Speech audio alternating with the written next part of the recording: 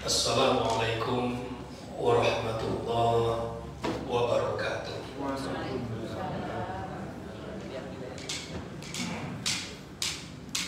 Alhamdulillahi rabbil alamin, allazi anzala sakinata fi qulubil mu'minin liyazdadu imanan ma'a imanihim. Asyhadu an la ilaha illallah wahdahu la syarika lah wa asyhadu anna Muhammadan abduhu wa rasuluhu la nabiyya ba'dah. Allahumma shalli wa sallim ala sayyidina Muhammadin wa ala alihi wa sahbihi wa man tabi'ahum bi ihsan ila yaumiddin. Allahumma rabbana shrah lana sudurana wa yassir lana umurana wahlul 'uqdatam min lisanina yafqahu qawlana. A'udzu billahi minasyaitonir rajim. Bismillahirrahmanirrahim. Wasari'u ila maghfiratin min rabbikum wa jannatin 'arduhas samawati wal ardu u'iddat lil muttaqin allazina yunfiquna fis sarra'i wad dharra'i wal kazimina al ghaiza والعافين عن الناس والله يحب المحسنين. صدق الله العظيم. اللهم ارحمنا بالقرآن. Dengan menyebut nama Allah yang Maha Pemurah lagi Maha Pengasih, dan bersegeralah kamu mencari ampunan dari Tuhan, dan bersegeralah kamu menuju ke surganya yang luasnya seluas langit dan bumi, yang disediakan untuk orang-orang yang bertakwa, yaitu orang-orang yang menafkahkan hartanya di waktu lapang dan sempit, dan orang-orang yang menahan amarahnya dan memaafkan kesalahan saudaranya, dan Allah menyukai orang-orang yang berbuat kewajiban. Sadaqallahul azim. Wahai Allah yang diabadikan di dalam surat Ali Imran ayat 133 sampai 134. Qala Rasulullah sallallahu alaihi wasallam, tusilu man qata'aka wa tu'ti man haramaka wa taqfu amman zalamaka. Rasulullah sallallahu alaihi wasallam bersabda, hubungilah orang-orang yang memutuskan hubungan denganmu, dan berilah orang-orang yang tidak mau memberimu, dan kamu memberi maaf orang-orang yang menganiayamu. Bapak Ibu kaum muslimin sidang jemaah maghrib rahimakumullah, segala puji dan syukur untuk Allah Subhanahu wa taala. Salawat dan salam untuk Nabi Muhammad sallallahu alaihi wasallam. Allahumma shalli ala Muhammad wa ala ali Muhammad. Malam ini kita melanjutkan kajian pada pagi Ahad yang lalu, 2 minggu yang lalu, tentang buah yang dihasilkan dari tauhid yang benar terhadap Allah Subhanahu wa taala. Buah yang dihasilkan dari keyakinan yang benar terhadap Allah Subhanahu wa taala, hari akhir dan takdirnya. 2 pekan yang lalu Bapak Ibu telah kita membahas bahwa yang dilahirkan dari keimanan kita kepada Allah, kepada takdirnya, dan kepada hari akhir adalah akhlak kita kepada Allah Subhanahu wa taala. Kita tambah pembahasan sedikit, kemudian malam ini kita bahas tentang akhlak kita dengan sesama kita. Akhlak yang dilahirkan dari tauhid dan keimanan kita kepada Allah Subhanahu wa taala, hari akhir dan takdirnya itu pertama kali itu melahirkan sifat ikhlas. Ikhlas kaum muslimin, Bapak dan Ibu yang dirahmati Allah, mudah diucapkan, tetapi mengerjakannya butuh perjuangan. Mengikhlaskan diri dan menyuruh orang lain ikhlas sangat mudah. Tapi tatkala ketika kita dituntut untuk berbuat ikhlas, nah ini tidak semudah diucapkan.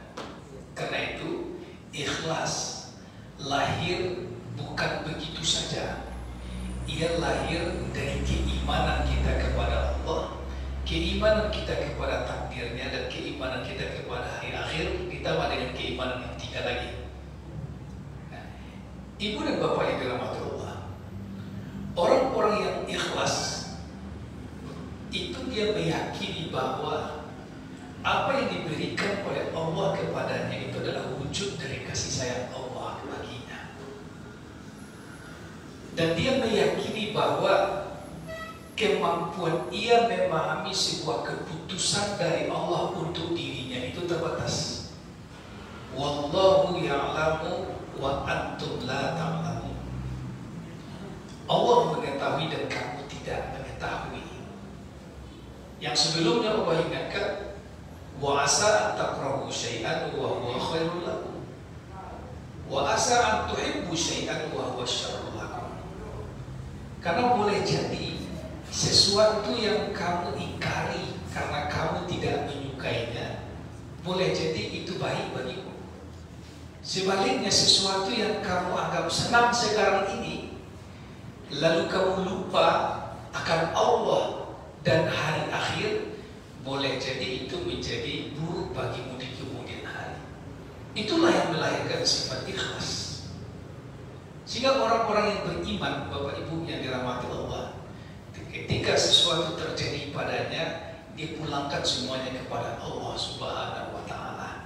Nah, disinilah akhlak kita kepada Allah lahir dari keimanan. Akhlak berikutnya adalah qanaah. Nah, qanaah itu, Ibu dan Bapak, turunan dari sifat ikhlas sebagai buah dari keimanan kita. Alaikum bil qanaati, hendaklah kalian itu selalu memakai sifat qanaah, kata Rasulullah. Fa innal qanaata malun la yanfit. Sesungguhnya sifat qanaah itu adalah harta yang takkan pernah habis. Kemudian kata Rasulullah, ridhoilah segala sesuatu yang telah ditetapkan oleh Allah untukmu. Fa innaka wa takun aghnan nas, maka engkau akan menjadi orang yang paling kaya di antara manusia. Jadi sifat yang dilahirkan dari keimanan yang kedua itu adalah qanaah. Qanaah secara sederhana, Bapak Ibu, kita definisikan dengan merasa cukup. Sama halnya dengan ikhlas, mengucapkannya mudah, tapi ketika dituntut untuk mengamalkannya susah. Ya, awak harus cukup sejauh lawak dengan apa yang ando kecewa ke dosa awak dan dosa aku harus sudah cukup. Bapak Ibu, mudah menasihati, tetapi sulit juga kita mengamalkan. Tapi keimananlah yang mendorong seseorang itu untuk bersifat qanaah. Kita telah bahas, Bapak Ibu yang dirahmati Allah, ya, agak panjang sedikit definisi qanaah itu. Ulama mengatakan orang yang qanaah itu cirinya adalah dia tetap rela dan senang ketika Allah jatahkan sesuatu untuknya yang ia telah memperkirakan apa yang didapatkan dari usahanya, tetapi dia tidak mendapatkan sesuai dengan perkiraannya itu. Kira-kira begitu. Jadi kalau dalam ikhtiar kita, Bapak Ibu, Allah kalau bisa memperkirakan, ya, kalau iko usaha serupa iko mengarajokan iko hasilnya. Dan kalau orang yang hebat membuat perhitungan itu, Bapak Ibu, dia sudah putus perhitungan segala sesuatu. Bahkan dia baca pula mungkin hadis-hadis, ya, bagaimana balasan yang berlipat ganda yang dijanjikan Allah kepada hamba-hambanya yang berbuat kebajikan. Hanya etok-etok pakai kalkulator. Kalau buat sedekah 10.000, dia kira balasan 100.000. 100.000 dia balasan 1.000.000, dan terus dilipat-lipatnya itu, dan lalu melakukan itu sampai pada waktunya tunggu balasan itu. Kemudian dia merasakan tidak mendapatkan sesuatu yang dia harapkan, yang mereka sudah membuat perhitungan untuk itu. Nah, orang qanaah, Bapak Ibu, dia tetap rela menerima jatah yang dijatahkan untuknya. Nah, disitulah rahasianya bahwa orang-orang yang kaya itu, kata Rasulullah, laisal ghina ghina'un nafs, laisal ghina ghina'ul mal, walakinnal ghina ghina'un nafs. Yang kaya itu tidak orang yang kaya dan banyak harta, kata Rasulullah, tetapi mereka yang kaya itu adalah orang yang kaya jiwa. Maksudnya adalah orang-orang yang ikhlas dan selalu qanaah menjadi pakaiannya dalam kehidupannya. Sebab itu merasakan, Bapak Ibu, kekayaan itu berhubungan dengan suasana hati dan suasana perasaan.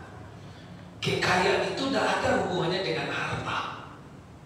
Hanya nafsu saja yang mengkait-kaitkan kekayaan itu dengan harta.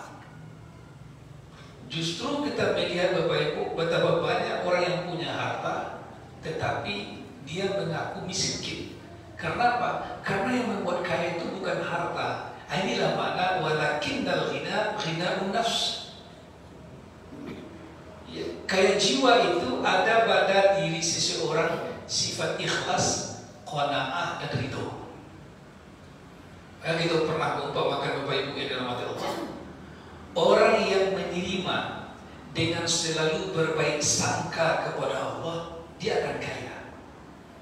Pernah kita bayangkan ketika kita awih, sangatlah haus, kemudian diberikan oleh orang air, tetapi diagaannya segitu boleh minumnya seperang pehnya saja, sementara kita sangat haus. Ada kemungkinan di sana orang mengambil keputusan ingin dia bahagia dan kaya atau ingin dia miskin dan menderita. Waktu itu keputusannya. Orang yang menerima dengan tetap berlapang dada meminum air yang seketek itu, Bismillahirrahmanirrahim, lapeh awihnya enggak, tapi basah kerongkongannya. Alhamdulillah, lay basah kerongkongan. Tapi orang yang tidak menerima kenyataan itu, demi mengoceh nanaya yang seketik tadi itu minum juga, hausnya tidak hilang, tetapi penderitaannya bertambah karena ocehan-ocehannya itu. Nah, disinilah bentuk qanaah, sifat yang lahir dari keimanan kita, terutama iman kepada Allah, iman kepada takdir, dan iman kepada hari akhir. Kemudian dalam definisi qanaah yang lain, orang qanaah itu adalah orang yang tetap senang tatkala ketika sesuatu yang sebelumnya ada sekarang sudah tidak ada, dari yang bisa menyenangkan hidupnya. Nah, contohnya, Bapak Ibu, harta, pangkat, jabatan yang sebelumnya merasa kita senang dengan itu, kok pintu dibukakan, dan kok jalan dikawal, datang disambut, kemudian segala kebutuhan disiapkan, ada yang kita suruh, ada pengawal, tiba-tiba datang waktunya, semuanya hilang. Apa yang terjadi, Bapak Ibu? Banyak orang yang siap. Makanya keimanan kepada hari akhir itu meyakinkan kepada kita bahwa segala sesuatu itu akan berakhir. Kesenangan itu berakhir dan penderitaan juga akan berakhir sebenarnya, terutama di dunia. Maka orang-orang qanaah tetap tenang. Kenapa? Karena dia ikhlas. Kenapa dia bisa ikhlas? Karena keimanan. Jadi disitulah makanya Ibu dan Bapak, tauhid, keimanan itu ulama menyebut dengan rasul ilmu. Induk dari segala ilmu adalah tauhid. Maka hadis yang menyebutkan wajib bagi seorang mukmin laki-laki dan mukmin perempuan menuntut ilmu, ilmu yang dimaksud itu adalah ilmu aqidah dan tauhid, atau disebut juga dengan ilmu usuluddin, akidah. Kenapa? Kok pondasi ingin kita kaya lahir dan batin, pondasinya pun keimanan. Sifat qanaah pun tidak muncul dengan ujuk-ujuk dan tidak ada orang yang menjual di pasar. Kalau ini jadi kan pasar orang luar, misalnya besok carilah ada menjual qanaah mak, ada menjual qanaah tidak. Paling kalau dua nak ngurusinya, aku kasih qanaah nama. Tapi maksudnya itu bukan qanaah fisik seperti itu sifat yang lahir dari keimanan. Orang yang qanaah pasti tenang. Kenapa? Nyurela. Nyu percaya. Kan pernah kita contohkan Bapak Ibu bahwa ketenangan yang lahir dari dalam hidup kita ini diawali dengan kita mengenal dan percaya. Contoh sederhana saja lah, ya. Awak mengisi bahan bakar minyak, bawa kendaraan dengan dia. Atau awak mencari orang protes ke orang tukang isi itu. Kau isi kau pertalit, iya pertalit. Tapi pertalit baru tidak yang isi dia atau pertalit atau iya atau minyak tanah. Karena ada protes seperti itu tak. Coba kalau seluruhnya keragui Bapak Ibu, apa yang terjadi? Apalagi ragu dengan orang yang bersama kita. Berbahaya kalau hidup seperti itu.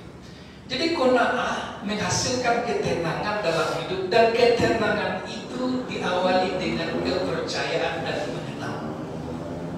Kenal kita akan Allah Subhanahu wa Ta'ala melalui sifat-sifatnya, perbuatannya, melalui nama-namanya yang indah. Dan kita mengenal Allah seperti Allah mengenalkan dirinya kepada kita. Lalu setelah itu kita percaya tentang hidup kita. Awak sama awak saja lah misalnya. Pernah kita contohkan awak yang apa misalnya sekali sebulan atau paling lebih sekali 2 bulan pergi tukang cukur ya dia. Apa saat tukang cukur itu Bapak Ibu saat kamu tunggu jujur saja kan ketika sampai itu dirawahan doa itu memang nikmat benar. Dan langganan ada tuh nyampe baju buat Sarawak itu tukang putih amput tuh harus berlangganan, kalau tidak berlangganan payah. Tidak tahu kan orangnya.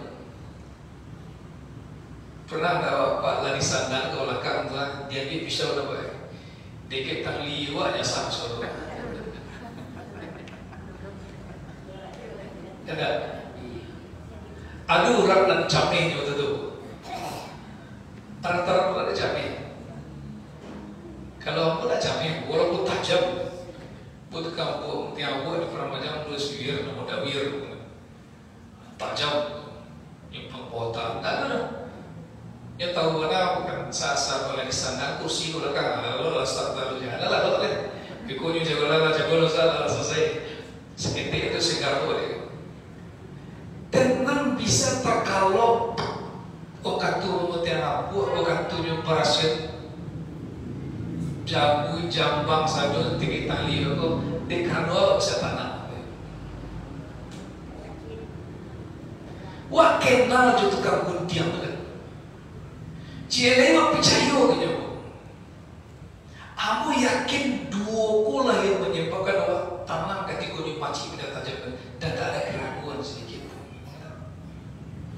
Kira-kira seperti itulah kita terumpamakan orang yang ikhlas dan qanaah dia dalam kehidupan.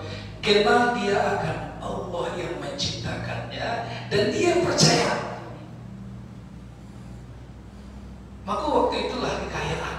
Maka di situ terbukti walakinnal ghina nafs. Nan kayu itu kayu jiwa. Cobalah hidup tidak ada kepercayaan, keraguan. Ketika kamu tiang buat, kau kemana? Kau saya telingo dan kau. Kan? Tajamnya bisa buat. Ia lendak yang sakiti. Kalau seperti itu orang semuanya apa yang terjadi? Ya. Tidak ada kepercayaan, tidak ada ketenangan, dan itulah kemiskinan yang sebenarnya. Maka kata Rasulullah, fa'innal qana'ata malun la yanfid. Sifat qana'ah itu harta yang tak akan pernah habis. Kalau sudah hilang sifat qana'ah itu, dia akan menjadi sumber kegelisahan bagi kita kehidupan ini. Jadi tetap rela dan tenang ketika sesuatu tidak sesuai dengan harapan. tetap rela dan tenang ketika sesuatu yang selama ini ada dan diambil kembali oleh Allah Subhanahu wa taala.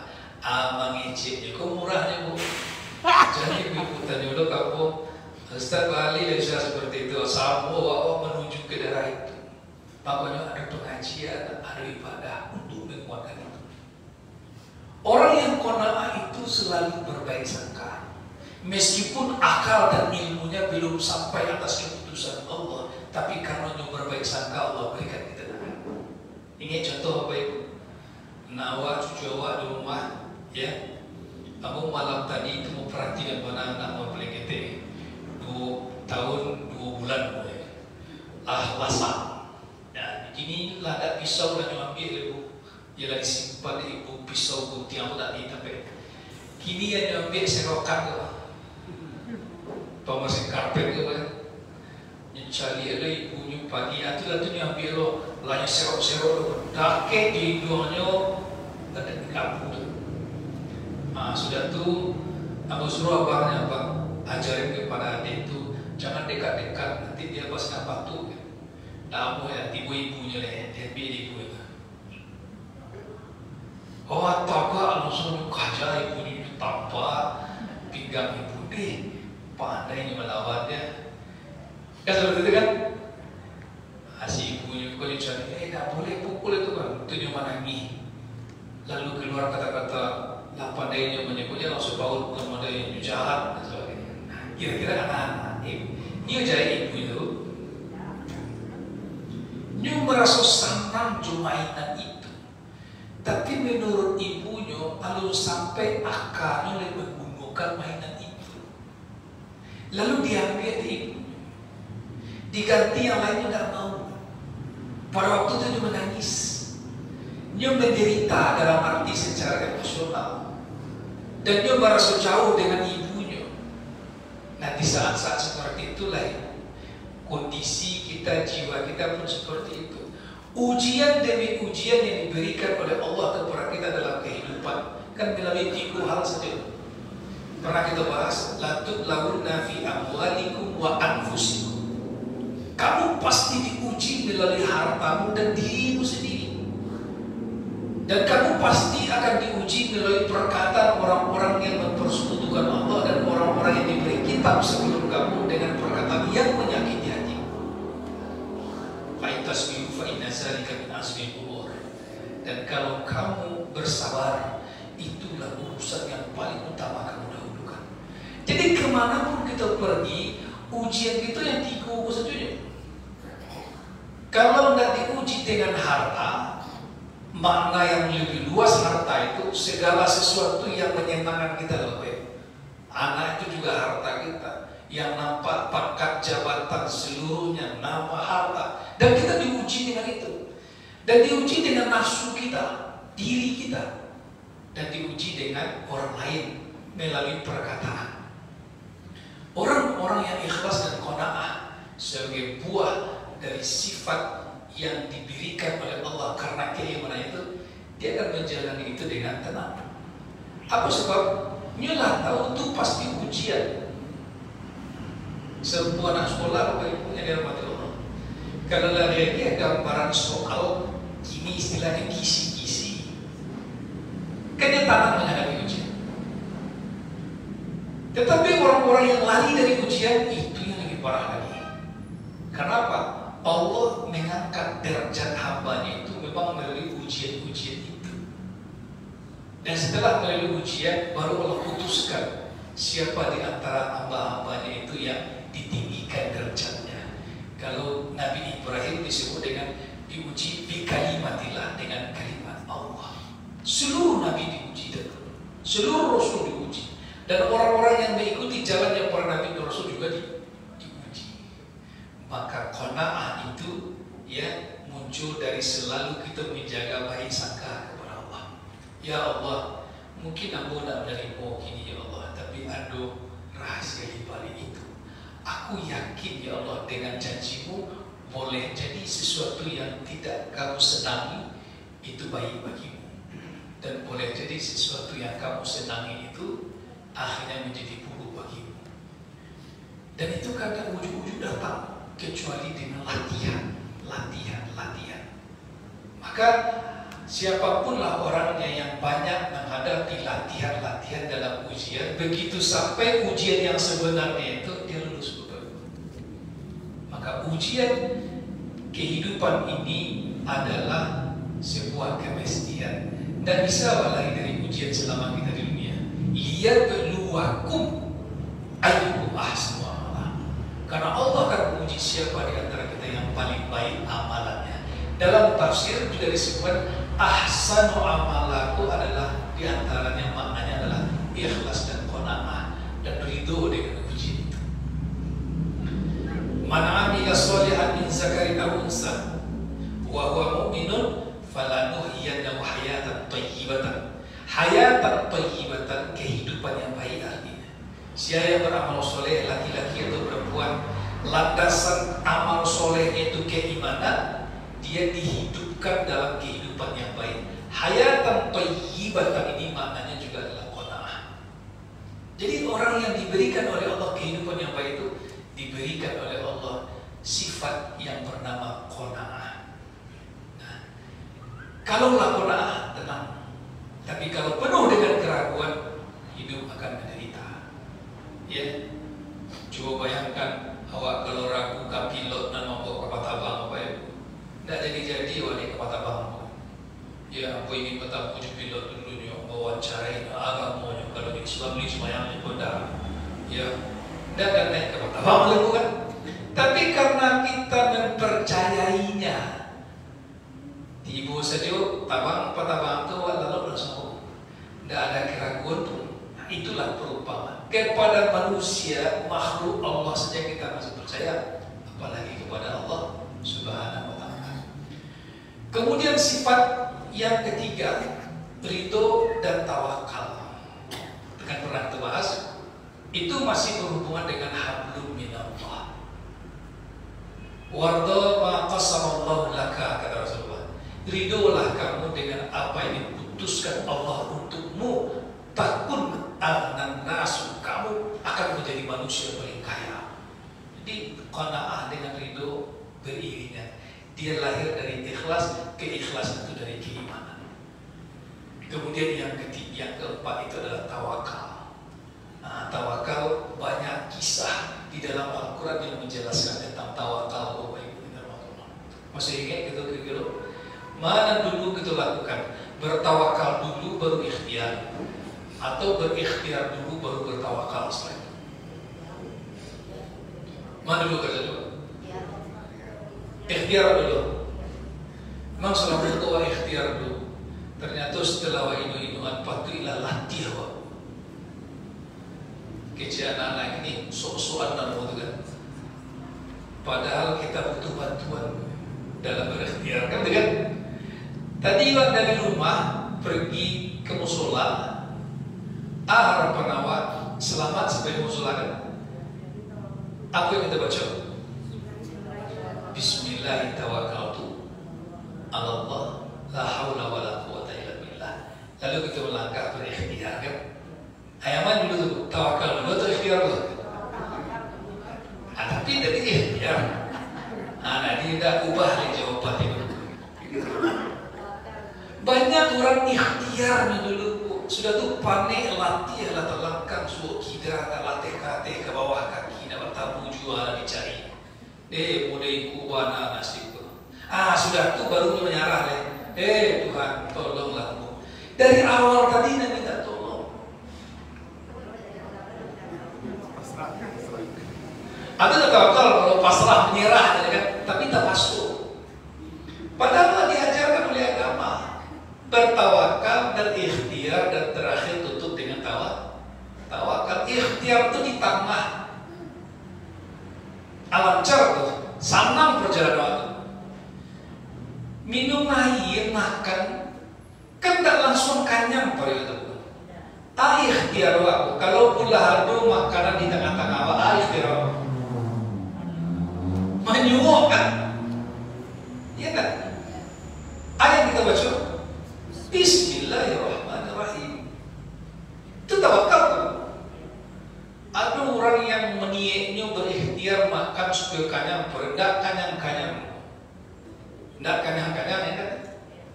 Karena beliau berikhtiar untuk menganyangkan parinya tidak didahului dengan bertawakal. Dan setelahnya makan, alhamdulillahirabbil alamin. Coba lihat pelajaran yang sangat berharga dari Ibu dan Bapak. Seluruh nabi dan rasul tetap disuruh oleh Allah berikhtiar, tapi dahului dengan tawakal. Hijrah pernah kita bahas pada pagi hari. Hijrah itu Bapak Ibu, ya.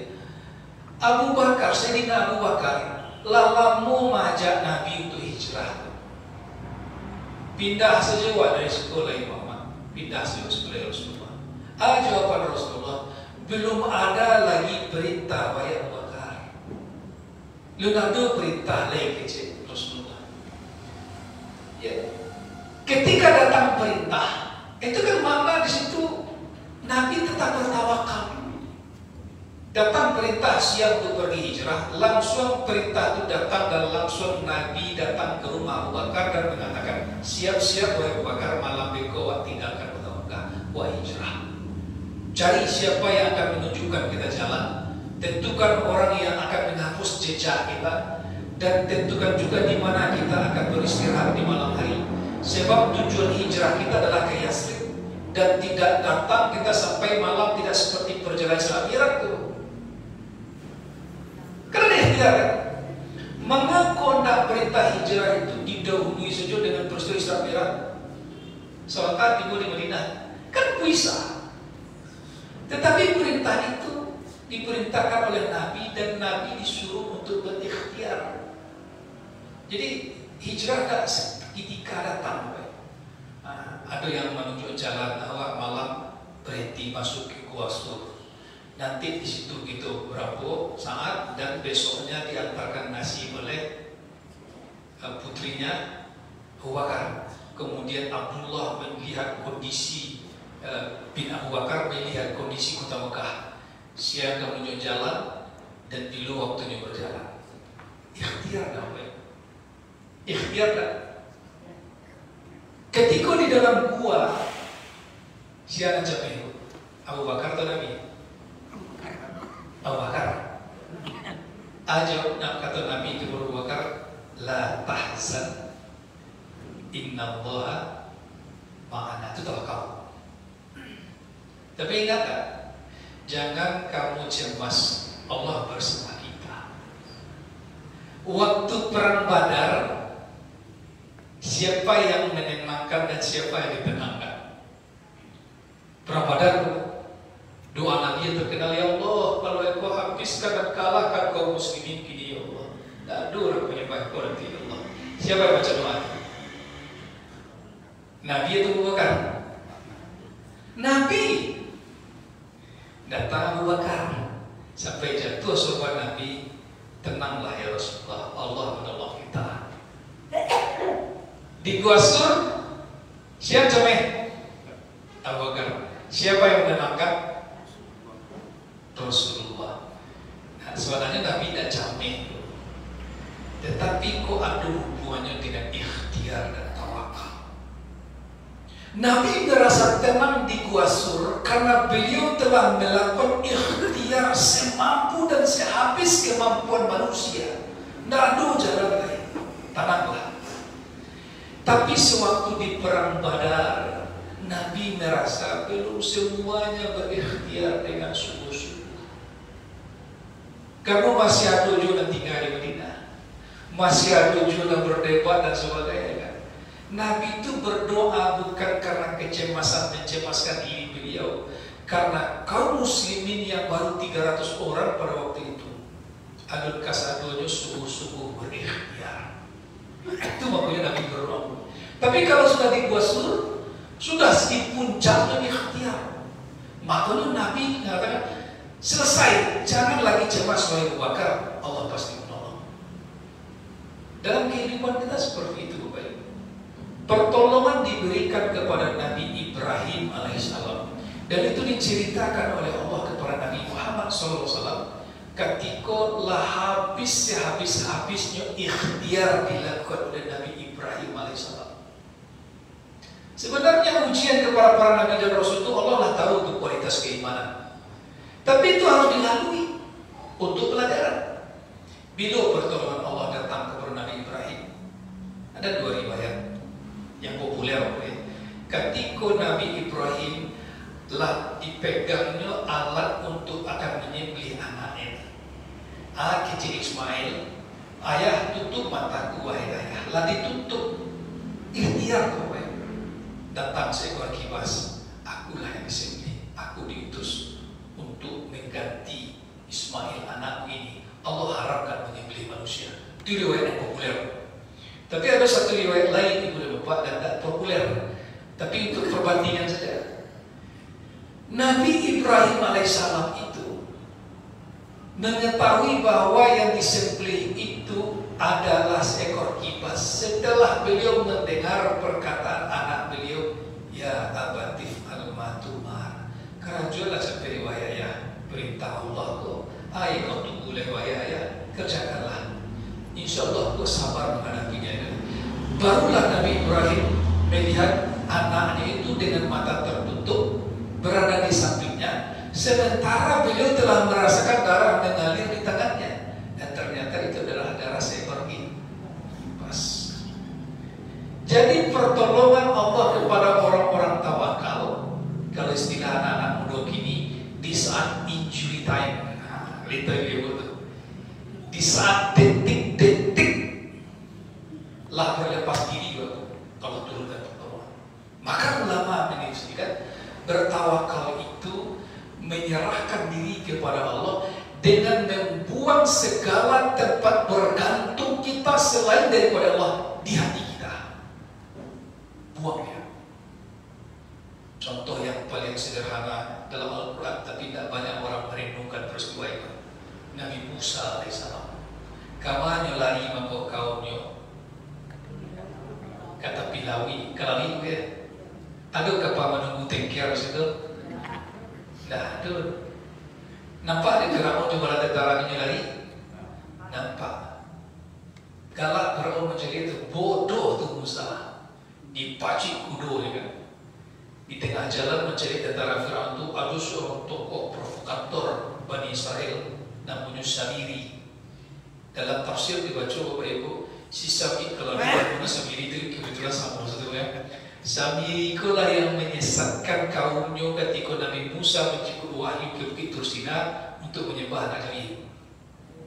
Dan dia diusir dari Palestina. Ketika memasuki negeri Palestina, angan tukang kacau ke Nabi Musa. Kalau kau nak patuh keluar, jangan masuk ke sini. Anak keturunannya lagi di Bapak Ibu ingin mampir balik Palestina itu. Dulu dia nenek moyang di situ, tapi dia dah diusir. Kecil Samiri, wahai Musa, kamain ke wajah kami lari, wahai Musa. Maju kena, mundur kena. Dalam sebuah riwayat disebutkan Bapak Ibu, jawaban Nabi Musa singkatnya, Allah yang menyuruh.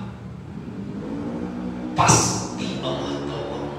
Itu tawakal. Tidak ada ragu. Siapa yang memberi kehidupan kepada kita?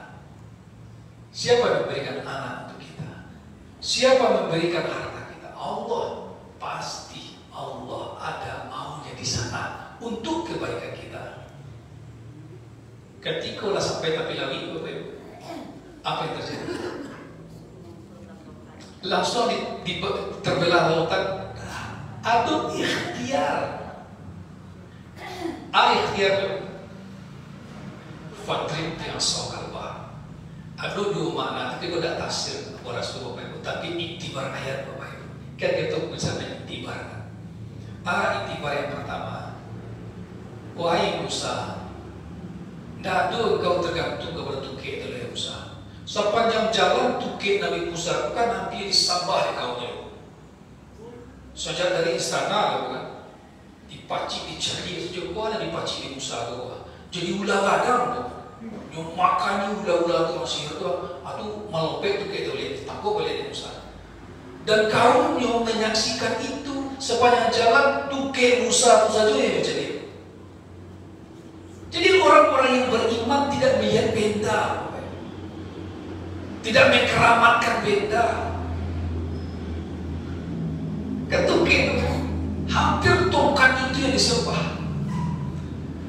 Awih kaum Nabi Musa, Bani Israel di tengah padang pasir, Wahai Musa, awi kami kau wahai Musa. Doa Nabi Musa, kecil Allah kepada Nabi Musa, tancapkan tongkatmu di atas tanah itu wahai Musa. Tancapkan, kedua ia dari tanah jadi keran itu langsung tukik. Sama kita canang juga. Batu tukik kau Musa. Enggak, lihat tuh yang doa gini, di mana tukik Nabi Musa begini kan? Kalau itu yang pikir atau semua di Bani Israel itu masih benda yang melihat, tidak dibalik benda itu. Akhirnya Pak Allah biar tukik, biar dia tahu bahwa bukan tongkat ini yang membelah lautan. Itulah tawakal. Nah, Gazan ayat yang tadi pagi Ahad wasambang dulu. Kalau masuk ke ayat tadi dulu ya. Ayat tadi itu adalah akhlak kita kepada manusia, yaitu dengan memaafkan. Tapi insya Allah nanti kita bahas. Mudah-mudahan ada manfaatnya Bapak Ibu. Assalamualaikum.